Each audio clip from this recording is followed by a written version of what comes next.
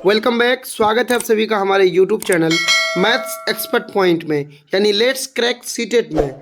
चलिए दोस्तों, अभी डीएलएड एंट्रेंस एग्जाम 2023 के बारे में बात करेंगे और उसके जो है 10 प्रश्न को हल करेंगे जो साइंस का है। इससे पहले हमने इस पीडीएफ का 10 प्रश्नों को पढ़ा दिया है। अगर आप उसको नहीं देखें तो इस वीडियो के डिस्क्रिप्शन में उस वीडियो का लिंक है, आप यहाँ से देख सकते हैं। चलिए पहला प्रश्न की ओर चलते हैं। चलिए दोस्तों, पहला प्रश्न है कि प्रत्येक 3 ओम प्रतिरोध यानी रेसिस्टेंस वाले 3 प्रतिरोध यानी रेसिस्टर समांतर किस श्रेणी में है? समानांतर श्रेणी में रूप से संबंध है। इस प्रकार का संयोजन का तुल्य प्रतिरोध यानी इक्विवेलेंट रेसिस्टेंस क्या होगा? ऑप्शन ए है में 1 ओम, ऑप्शन बी 2 ओम, ऑप्शन सी 3 ओम या ऑप्शन डी 4 ओम। तो समानांतर पर है और प्रत्येक क्या है? 3 ओम के हैं, तो इसका ये हो जाएगा फाइनली इक्विवेलेंट 1 ओम हो जाएगा। 1 इज द राइट आंसर। चलेंगे हम सेकंड प्रश्न में आज का। चलिए, ये है इस पीडीएफ का 12वां प्रश्न और इस वीडियो का दूसरा प्रश्न कि किसी वस्तु का प्रतिबिंब जो उत्तल लेंस यानी कन्वेक्स लेंस से बनता है वह उल्टा तथा आकार में समान होता है। यदि लेंस की फोकस दूरी f है तो इससे ये निष्कर्ष निकाला जा सकता है कि वह वस्तु लेंस से निम्नलिखित दूरी पर रखी गई है। यानी कन्वेक्स लेंस पर किसी वस्तु को रखा गया है, फोकस दूरी f है और क्या है कि वो कैसा दिख रहा है? वो उल्टा तथा आकार में समान दिख रहा है। तो फोकस दूरी इसका क्या होगा, कैसा होगा? ऑप्शन 1 है f होगा, option B 2f, option C infinity या फिर कोई नहीं। तो इसका जो है वो क्या हो जाएगा? 2f हो जाएगा, यानी दुगना हो जाएगा फोकस दूरी। चलेंगे हम आज के नेक्स्ट प्रश्न की ओर। चलिए, नेक्स्ट प्रश्न है कि किस द्रव्य में सार्वधिक घनत्व होता है, यानी किस द्रव्य का डेंसिटी सबसे ज़्यादा होता है? एक्स द्रव्य का, वाई द्रव्य का, जल का या फिर जड़ का? तो जो सबसे अधिक जो डेंसिटी होता है वो होता है द्रव्य जड़ में। जो जड़ सीरीज के जो द्रव्य होते हैं उनका जो डेंसिटी है वो सबसे अधिक होता है। Option D is the right answer. चलेंगे हम आज के 15वें प्रश्न की ओर जो आपके सामने है। ऊंचे पर्वतों पर खुले बर्तन में दालें ठीक तरह से नहीं पकती, क्योंकि पर्वतों पर जब हम क्या करते हैं, ऊंचे जाते हैं, पर्वतों पर जाते हैं तो दाल जो है ठीक तरह से नहीं पकती है। ऐसा क्यों होता है?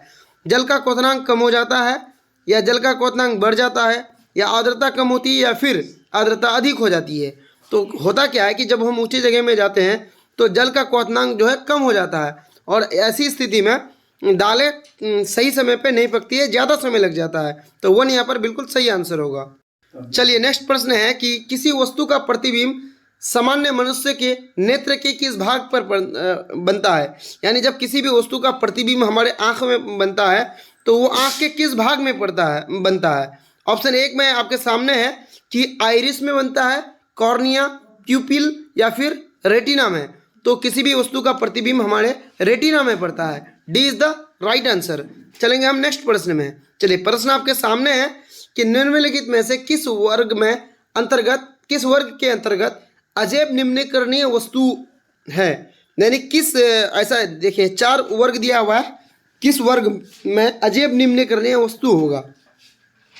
पहला है घास, पुष्प तथा फूल, घास, लकड़ी तथा प्लास्टिक, फल सब्जी तथा केक या फिर घास, सब्जी तथा लकड़ी।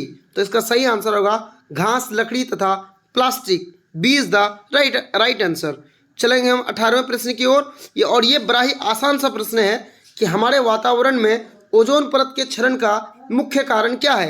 यानी हमारे वातावरण में जो ओजोन का जो फॉर्मूला आता है वो O3 होता है। ये छिद्र क्यों हो रहा है? इसका रीज़न क्या है? सूर्य रीजन है, बादल है, ओलावृष्टि है या फिर CFC यानी क्लोरोफ्लोरोकार्बन है? तो सही आंसर होगा क्लोरोफ्लोरोकार्बन। और आपको कमेंट करके बताना है कि टोटल ग्रीन हाउस गैस, देखिए ओजोन परत का क्षय होने का मुख्य कारण ग्रीन हाउस गैस है। और आपको बताना है कि टोटल कितने प्रकार के ग्रीन हाउस गैस होता है, और हम ग्रीन हाउस गैस याद करने का आपको ट्रिक भी बता देंगे नेक्स्ट वीडियो में। चलिए, टोटल कितने प्रकार का ग्रीन हाउस गैस होता है आपको कमेंट करके बताना है। चलिए, 19वें प्रश्न की ओर चलेंगे। प्रश्न बड़ा आसान है कि आयोडीन युक्त नमक सेवन से निम्नलिखित में से किस रोग के होने की संभावना कम होती है? यानी जब आप आयोडीन की भरपूर मात्रा में सेवन करेंगे तो कौन सा रोग आपको होने की संभावना कम होती है?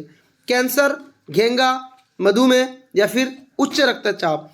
तो आयोडीन की कमी से घेंगा रोग होता है, और जब आयोडीन युक्त भोजन लेंगे यानी आयोडीन से भरा भोजन लेंगे तो आपको घेंगा रोग नहीं होगी या इनकी होने की संभावना नगण्य होगी। चलिए लास्ट प्रश्न है आज का हमारे आपके सामने, ड्यूटेरियम क्या है? ड्यूटेरियम क्या है, यानी इसका फॉर्मूला होता है D2O। ये क्या है? हाइड्रोजन परमाणु का समस्थानिक, हाइड्रोजन परमाणु का संभारिक, हीलियम परमाणु का समस्थानिक। तो इसका सही आंसर होगा हाइड्रोजन परमाणु का समस्थानिक होता है। चलिए दोस्तों, इस वीडियो का जो ये PDF अगर आपको लेना है तो आपको अपने टेलीग्राम में जाना है, वहाँ जाके सर्च करना है, कैपिटल में लिखना है CTET 7070 जैसे लिखेंगे, वहाँ आपको आएगा लेट्स क्रैक सीटेट के नाम से एक ग्रुप आ जाएगा, उसमें इंटर हो जाएगा और आपको वहाँ ये PDF फ्री में मिल जाएगा। चैनल में नए हैं लाइक और सब्सक्राइब कर दें, दोस्तों के साथ शेयर करना ना भूलें। धन्यवाद।